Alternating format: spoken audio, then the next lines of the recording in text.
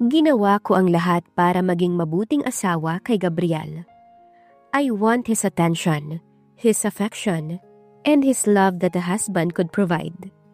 Ano bang masama sa asawang naghahangad ng pagmamahal sa kanyang asawa? I never thought that our marriage was not like the marriage that I dreamed. Paano ko ilalaban ang karapatan ko bilang asawa kung meron na siyang minamahal na iba? Handa ba akong magpaubaya?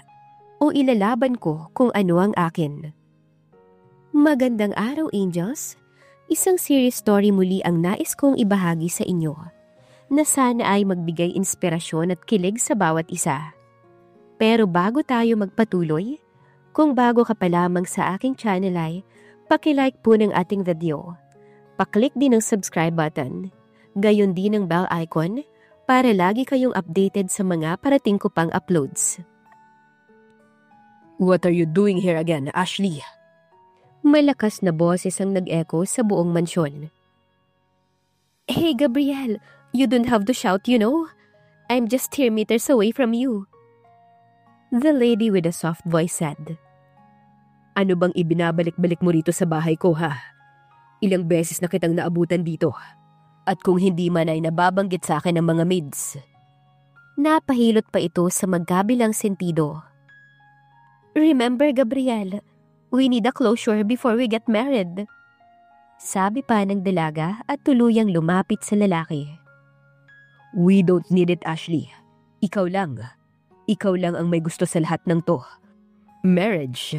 Ayan, ibibigay ko na sa iyo ang apelyido ko. Pero hindi ang closure na gusto mo. Dahil pagkatapos nating ikasal, hanggang doon na lang yun. At huwag mong asahan na kasama doon ang pagmamahal ko. Diretsyong sabi ni Gabriel sa kanya, habang nakatingin sa kanyang mga mata. Hindi naman ako humiling na mahalin mo ako, Gabriel. Closure lang ang gusto ko para kahit papano ay maging komportable tayo sa isa't isa. Nakatungong sabi ni Ashley. Tumigil ka, ano ba? How many times do I have to tell you? We don't need that closure that you wanted. Bakit akala mo ba pagkatapos ng kasal ay magiging maayos na sa akin yon? Let's see, Ashley. Let's see. Matapos sabihin ng binata iyon ay tuluyan na itong umalis sa sala, kung saan sila nagkasagutan ng dalaga. Pabagsak naman na naupo si Ashley sa sofa, habang nakakuyom ang mga kamay at pinipigilan ng pagluha. Gabriel's point of view. Yes, Dad. Don't worry. I'm on my way. Napabuntong hininga na lamang ako matapos ang pag-uusap namin ni Dad sa CP. Tumingin muna ako sa babaeng nasa kanan ko para tignan sandali ang babaeng bumubuo lagi sa araw ko, si Cindy. Nakatulog ito habang papauwi kami sa unit niya matapos naming pumunta sa park. Nang makarating kami sa tapat ng building ng kondo niya, ay kahit ayaw ko itong gisingin ay wala naman akong magagawa. Dahil nagmamadali ako. Hey Cindy, wake up. Tinapik ko siya at mahinang tinawag ang pangalan niya. Nagising naman siya sa mahina kong tapik sa kanyang pisngi. Tumingin naman ito sandali sa paligid at napagtantong nasa tapat na kami ng kondo ng building niya. I'm sorry to disturb your sleep, Cindy, but my dad called. He wants me to attend an urgent meeting with him. So as long as I want to drop you in your unit, I can't. Malungkot kong sinabi. Hinalikan niya ako sa kanang pisngi ko na dahilan ng pagbilis ng tibok ng puso ko. It's okay, Gabriel. Being always there for me is already a big thing for me. Okay, gotta go. Take care. Pagbaba ni Cindy, binuksan niya naman ang backseat para kunin si Gray. She gave me one last look before she mouthed goodbye. I smiled and nodded in return. Pinanood ko siya habang hawak-hawak ang tali ni Gray at naglalakad na sila papasok sa loob ng condo building. Hindi na rin ako nagtagal at pinatakbo ko na ulit ang sasakyan ko. Ayokong bumaba ng sasakyan pagkarating ko sa tapat ng company namin at saktong tumatawag na naman si Daddy. Hindi ko na ito pinansin pa at nagpatuloy na sa pagpasok sa loob. Tsak natatanungin lamang ako noon kung nasaan ako. Bumati agad ang gwardiya sa akin nang makita ko at nginitian ko naman ito pabalik. Binati rin ako ng mga empleyado namin sa lobby nang makita nila akong naglalakad papunta sa elevator. Pagdating ko sa 14th floor, ay agad akong nagdire-diretso nang pumunta sa conference room kung saan ginaganap ang urgent meetings kagaya ngayon. Pagbukas ko ng pinto ay naroon na ang mga stockholders at mukhang ako na lang ang hinihintay. Sorry everyone, I came from somewhere. That's why I'm a little bit late. Katwiran ko sa kanila. Tumango naman ang mga stockholders at hindi na nagkomento pa. Dumiretso na ako ng upo sa tabi ni Daddy para maumpisahan na ang meeting. So, as I've said, when is the wedding? Tanong ni Mr. Sanchez habang magkasaliko pang dalawang palad sa mesa at nakatingin sa akin. What wedding? Nalilito kong tanong. Mr. Sanchez, wala pang alam ang anak ko at ngayon ko palang sasabihin kaya sana'y respetuhin natin kung ano man ang magiging desisyon niya. Paliwanag ni Dad at hindi lang kay Mr. Sanchez, pero sa iba pang kasama namin ngayon sa conference room. Naguguluhan naman akong tumingin kay Dad nang bumaling ito sa akin.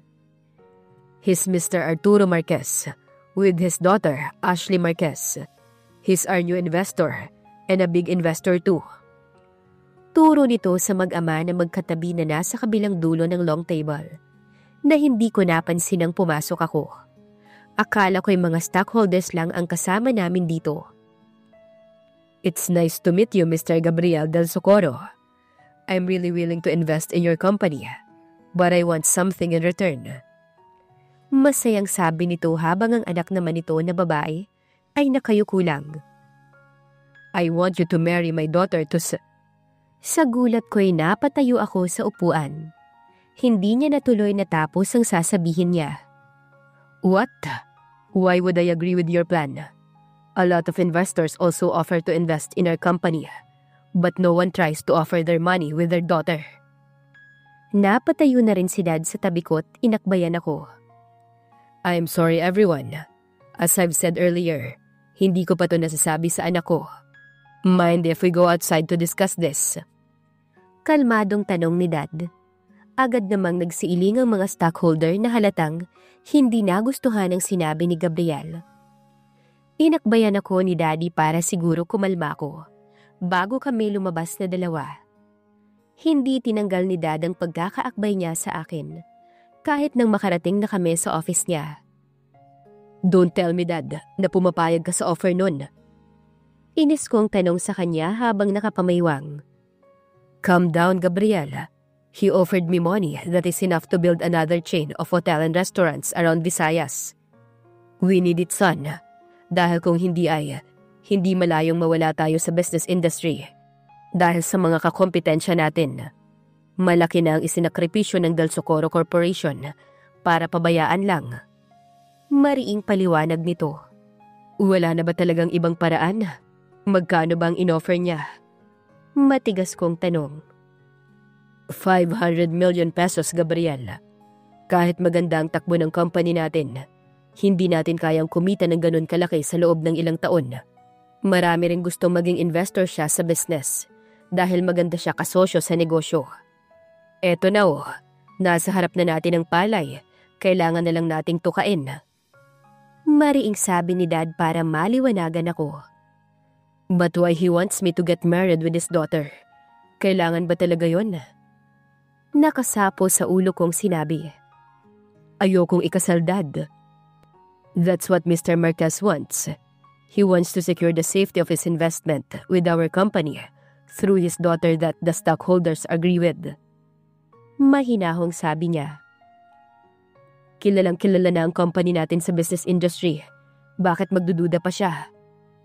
Nauubusan ng pasensya kong tanong at naupo sa sofa malapit sa office table ni Dad. Sa laki ba naman ang balak i-invest ni Mr. Marquez, ay wala siyang balak na mag-demand? Bukod pa ron ay sinisigurado lamang niya na ang perang ilalaan niya sa kumpanya dahil hindi biro ang ganun kalaking halaga. Paliwanag nito sa harap ko na nakaupo naman sa pang-isahang sofa. Napasabunot na lamang ako sa aking buhok dahil hindi ko na alam ang gagawin. I'm shocked. I don't want to disappoint my dad. But how about my freedom and happiness? I'm still not ready for this.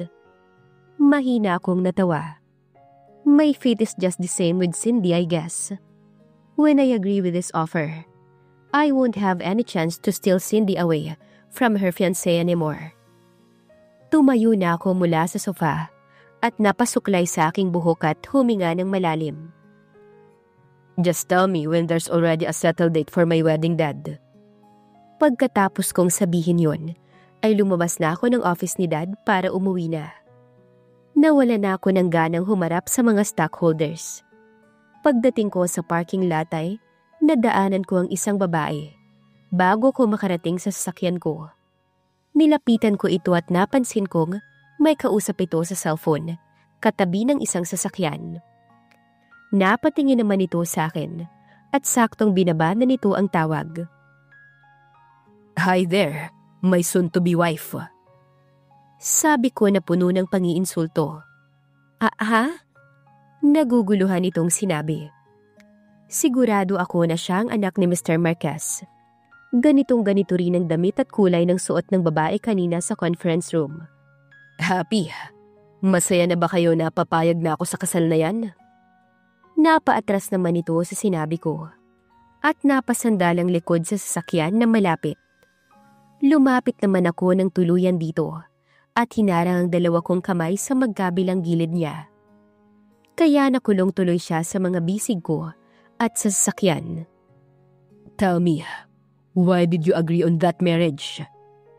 Napapikit naman ang dalaga at yumuko. Natakot yata. I can't disagree with my dad, Mr. Del Socorro. I can't do anything to stop him. So please, go away. I'm leaving. Uwi ka nito sa mahinang boses habang nauutal. Umaarte pang inosente. May kulo rin to sa loob. Nagpapakabait lamang to para akalain kong mabait siya at para hindi ako umatras sa kasal. Sigurado ko na isang kagaya niya na anak ng mayaman ay mahihilig sa mga party at disco. Hindi niya kayang pantayan si Cindy. What a great actress we have there, my fiancé. Sa mga susunod na araw, mas galingan mo pa para makumbinsi mo pa ang mga stockholders at si Dad, ha? Pagkatapos kong sabihin yon sa kanya, umalis na ako sa harap niya at pinuntahan na ang aking sasakyan. Ashley's point of view. Ashley, your mom is already there in the restaurant. My dad said while holding his phone. We're sitting beside each other while watching for Mr. Dennis and Gabriel Del Socorro. Umalis kasi sila nang malaman ng anak ni Mr. Del Socorro ang balak ni Daddy. Marahil ay nag-uusap ang mag-ama sa labas. Dad, I don't want to be rude with the stockholders, I said calmly. Hindi naman ako pwedeng basta-bastang umalis dahil in the first place ay ako ang pinag-uusapan dito at ang anak ni Mr. Del Socorro na balak ipakasal sa akin. Tumingin naman si Daddy sa mga stockholders na may kani-kaniyang pinag-uusapan nang makaalis ang mag-amang Del Socorro. Don't worry, I'll excuse you. Just don't make your mom wait. You'd two been planning to dine out for almost a week, so now you go. He said emotionless. Tumayo ako at binitbit na ang maliit na bag na dala ko. I am sorry everyone, but my daughter have to go somewhere else. Sa ngayon, ako na lang munang haharap sa inyo. Pukaw ng pansin ni Dad sa kanila. Agad namang nagsitayuan ng mga ito kaya kahit papano'y nawala ang kaba sa puso ko. Nakayuko akong lumabas ng sinasabing conference room at dali-dali akong nagtungo sa elevator dahil baka mamaya ay biglang lumabas ang mag-amang Del Socorro sa office ng mga ito na nasa floor din na to. Pagkapasok ko sa elevator, ay walang tao kaya naisip ko na naman ang nangyari kani-kanina lang sa conference room. Galit at gulat ang nakita ko na emosyon ng anak ni Mr. Del Socorro. Ako rin na may ganoon ang reaksyon ko nung unang sinabi sa akin ni Dad ang tungkol sa arranged marriage na yon. But unlike him, I didn't let my father hear my opinion. Napakuyom na lang ako ng kamao sa pagpipigil ng galit ko nung mga oras na yon. I grew up like this, a robot. Kinokontrol ng lahat, walang sariling desisyon. Pati ang pagpayag ko sa kasal na to'y dahil sa kagustuhan ng daddy ko. What he wants, what he gets. I can't complain dahil wala rin namang mangyayari. At the end of the day, he's still the winner. Para saan pa kung makikipag-argumento pa ako? Wala rin namang patutunguhan at magpapagod lang ako. Napag-isip-isip ko rin na makakalaya na ako kapag nag-asawa na ako. Dahil ang mag-asawa'y nagbibigayan ng desisyon at baka kapag naging mag-asawa na kami ni Gabriel, ay may laya na akong maghayag ng desisyon ko. Yun lang naman ang gusto ko eh. Kalayaan na simula pagkabata ay hindi ko nakuha. Many children envy me because of my life. Yes, I have a golden spoon in my mouth, but I'm like in a prison in my own mansion. Yung kahit nasa labas ako'y pakiramdam ko, may kadenang nakakabit sa katawan ko at nagpapaalala sa akin na hindi ako malaya. Mas gugustuhin ko pang mamuhay ng simple, basta may matutulugan, makakain at masisilungan kapag may problema. I don't want to be controlled anymore. I am tired and sick of it. Since I was a child, I always obey my dad wants. Gawin mo to. Gusto ko to ang sundin mo. Sa akin ka lang makinig. Pagbukas ng elevator ay dire-diretso na ako hanggang sa makarating sa parking lot. Saktong naglalakad ako papunta sa sakayan nang tumawag si Mommy. Sinagot ko ito habang naglalakad.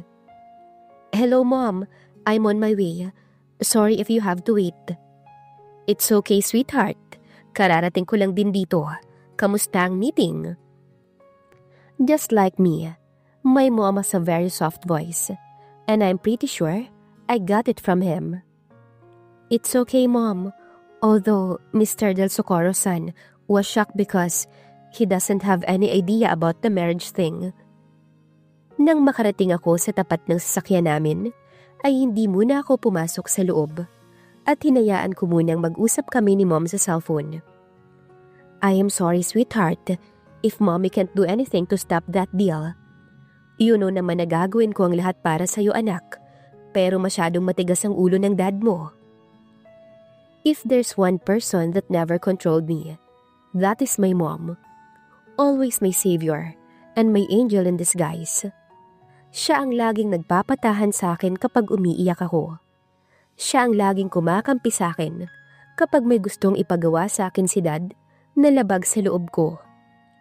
Kahit siya'y hindi gusto ang desisyon na magpakasal ako. Pero this time, wala siyang nagawa para mapigilan niyon. May sinasabi pa si Mommy sa tawag ng mapansin kong may lalaking papalapit sa akin, si Gabriel. Don't worry too much Mom, I'm okay. Sige na, I'll hang this call up. Papunta na ako riyan. Sige sweetheart, take care and I love you. And after that line ended, Hi there, my soon-to-be wife. Sabi nito ng nangaasar. Ha? Naguguluhan kong sabi. Does it mean that fast? Nakapagdesisyon na siya ng ganun? Happy. Masaya na ba kayo na napapayag niyo ako sa kasal na yan? Napaatras naman ako sa sinabi niya at napasandal ang likod ko sa sasakyan namin. Lumapit naman ito lalo sa akin at iniharang ang dalawa niyang kamay sa magkabilang gilid ko. Tell me, why did you agree on that marriage? Napapikit naman ako at yumuko. He's harsh and rude. Pareho sila ni Daddy na hindi muna iniisip ang mga sasabihin bago magsalita. I can't disagree with my dad, Mr. Del Socorro. I can't do anything to stop him, so please go away. I'm leaving. I said in a very soft voice while stuttering. What a great actress we have there, my fiancé. Sa mga susunod na araw, mas galingan mo pa para makumbinsi mo pa ang mga stockholders at si Dad ha. Pagkatapos niyang sabihin yun ay, umalis na rin siya. Ako naman ay sumakay na sa aming sasakyan at nagpahatid na sa restaurant kung nasaan si Mommy. Hold on tight, Ashley. This will be the start of your long ride. Brace yourself. You can do it for your freedom. After I ate lunch, ay gumayak na ako dahil bala kong dumalaw sa bahay ni Gabriel. Actually, this will be the second time na dadalaw ako sa kanila. Nung pumunta ako ron last day, ay hindi ko naman siya naabutan. Pero okay lang din naman. Kaya lang ay siya talaga ang sadya ko nun. Pagkatapos kong maligoy isang white short at sleeveless crop top na royal blue, ang kulay ng sinuot ko dahil mainit naman. Hindi na rin ako ganoong naglagay ng makeup dahil may magagardening lang naman ako sa kanila. Nung dumalaw kasi ako ay walang kabuhay-buhay ang bakuran nila. Kaya nagpresenta ko na mag-gardening. Nung unay ayaw pa akong payagan ng mga kasambahay dahil mainit daw. At iutos ko na lang daw sa kanila pero humindi ako. I love gardening so much. Gusto ko ng palaging nagtatanim, lalo na ng mga ornamental plants. Pagkababa ko galing sa kwarto ko'y saktong 2:00 na pala ng hapon. Pumunta muna ako sa likod ng mansyon namin, kung saan may pool, bago ko tuluyang umalis. Naabutan ko sila Mang Javier at Manang Olivia na inaayos ang mga dadalhin ko rito. Mag-asawa sila na parehas nagtatrabaho sa amin at nasa mid-40s na rin sila pareho. Nilapitan ko naman ang mga ito para silipin ang mga dadalhin ko. Ma'am, okay na po ang mga paso, pataba at lupa na may ornamental plants. Sabi ni Manang nang makita ko nitong papalapit. Mabuti po kung ganun. Yung mga gagamitin ko po sa pagtatanim, nasa na? Tanong ko habang iniisa-isa ang mga dadalhin ko. Nasa kotse na po, Ma'am Ashley. Nauna ko na pong ilagay. Sagot naman ng asawa nito. Good. Itong mga to pwede na ring dalhin sa kotse. Nakangiti kong sabi sa kanila. Sigurado po kayo, ma'am. Wala na pong idadagdag. Paninigurado ni Manong Olivia. Okay na po yan. Salamat po sa pag-aayos. Sabi ko't pumasok na muli sa mansyon, habang si Mang Javier ay nakasunod naman sa likod ko, bit-bit ang mga dadalhin. Dumiretso naman ako sa kusina para kunin ang pinaluto kong baked mac. Dadalhin ko kasi yon para may pasalubong ako sa mga tao ron. 5 lang naman ang nakatira sa mansyon ni Gabriel. 3 kasambahay, 1 guard, at si Gabriel mismo. Silang 4 lang kasi ang naabutan ko sa bahay. At sabi sa akin ng isang kasambahay ay hindi na raw sila makapaghintay na maikasal kami ni Gabriel para may kasama naman sila sa bahay na iba. Buti nga't mabilis ko silang nakapagpalagayan ng loob. Wala naman akong taong naabutan sa kusina pagpunta ko. Pero yung pinaluto ko'y nakalagay na sa container at dadalhin na lang. Binitbit ko na ito at nang makarating naman ako sa sala, ay kinuha ko naman ang maliit kong bag at saka lumabas na ako ng bahay. Pinagmaneho ko ni Mang Javier papunta sa bahay nila Gabriel at susunduin na lamang niya ako mamaya kapag magpapasundo na ako. Habang nasa daan ay tinext ko ang isang kasambahay ni Gabriel para sabihin sa kanya na papunta na ako. Pagkatapos mailapag ni Mang Javier ang huling plastic na naglalaman ng pang-gardening, ay nagpaalam na rin itong aalis. Pinapasok naman kaagad kami ng guard ni Gabriel sa gate, kaya tuloy-tuloy na akong pumasok sa loob ng mansyon. Naabutan ko naman ang 3 kasambahay na namamahinga at nanonood ng TV sa sala. Hi! Masaya kong bati sa kanila. Sabay-sabay naman silang tumingin at lumapit sa akin. Naku, Ma'am Ashley, namiss po kita. Natutuwang sabi ni Judy, ang pinakabatat nasa mid-20s pa lang. Ako na po ang magdadala nito sa kusina, ma'am. Sabay abot naman ni Ate Michelle sa dala ko. Iniabot ko naman sa kanila nang nakangiti. Sige, salamat. Kumuha na lang kayo hanggat gusto nyo.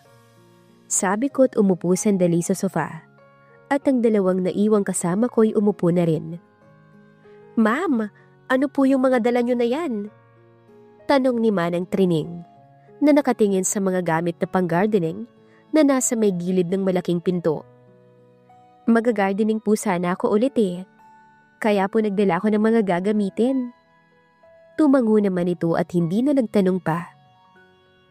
Ano kaya ang kahihinatnan ng pagsasama ni Gabriel at Ashley sa iisang bubong kung wala naman silang pagmamahal sa isa't isa? Abangan sa susunod na kabanata. Maraming salamat po.